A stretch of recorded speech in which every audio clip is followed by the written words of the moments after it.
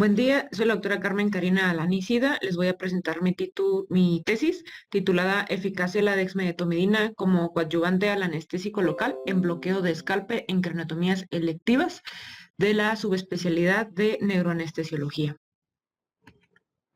De manera introductoria, si bien el bloqueo de escalpe ha sido utilizado como un método multimodal, para disminuir los estímulos nociceptivos y disminuir las descargas adrenérgicas para así evitar la elevación del flujo sanguíneo cerebral y por ende también la elevación de la presión intracraniana.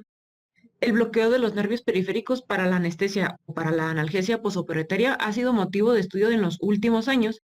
Los adyuvantes se han utilizado debido a que prolongan la duración y la analgesia de este bloqueo de nervios periféricos. Si bien la dexmedetomidina es un agonista selectivo de los receptores alfa-2 adrenérgicos, dado que tiene efectos sedativos, ansiolíticos, simpaticolíticos, analgésicos y también tiene una mínima depresión de la función respiratoria. Sin embargo, es mínima la literatura que hable acerca del uso de la dexmedetomidina en el bloqueo de escalpe en adyuvancia junto al anestésico local. Ahora, como planteamiento del problema, el manejo del dolor en el paciente neurocrítico puede que a veces no genere cierta controversia, dado a que utilizamos bloqueo de escalpe, algún coadyuvante intravenoso, al anestésico local, más aparte también dependiendo de la técnica anestésica.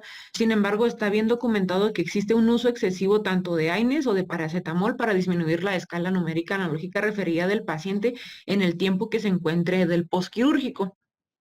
Si bien la cadena simpática que desencadena el dolor aumenta el riesgo tanto de sangrado como de presión intracraniana, es por eso que es importante realizar estudios para disminuir esta morbilidad y la verdad que es bastante factible por la cantidad de pacientes que se tienen y es novedoso por la poca literatura que se encuentra indexada.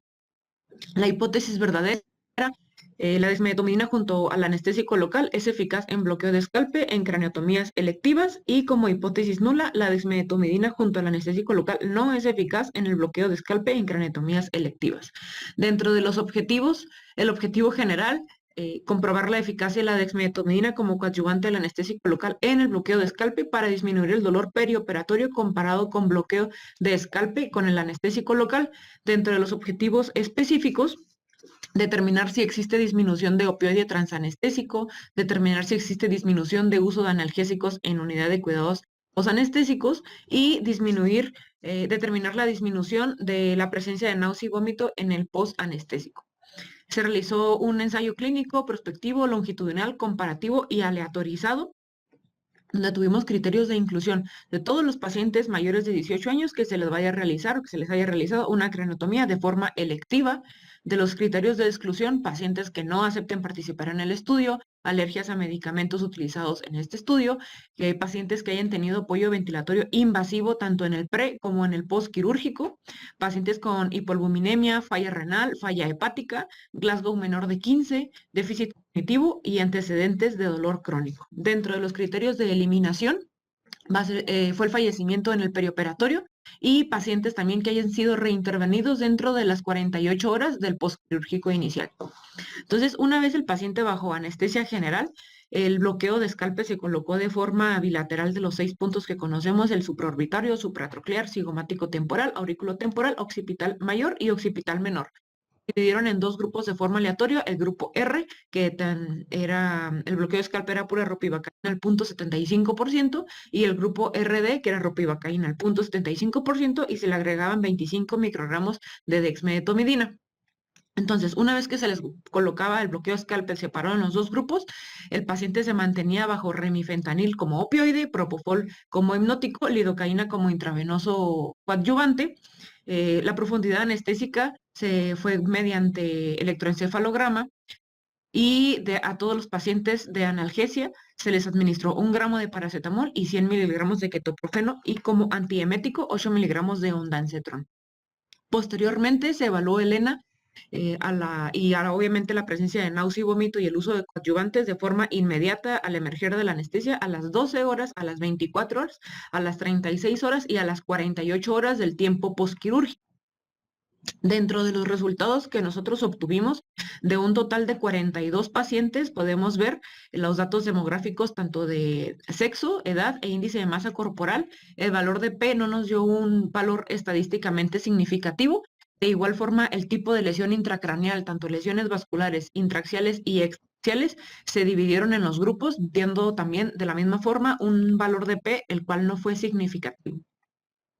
En cuanto al tipo de craneotomía realizada, frontoparietotemporal, craneotomía de la convexidad, retrosigmoideo, suboccipital, bifrontal y subtemporal, vemos que no hubo ninguna diferencia significativa en la aleatorización de estos dos grupos.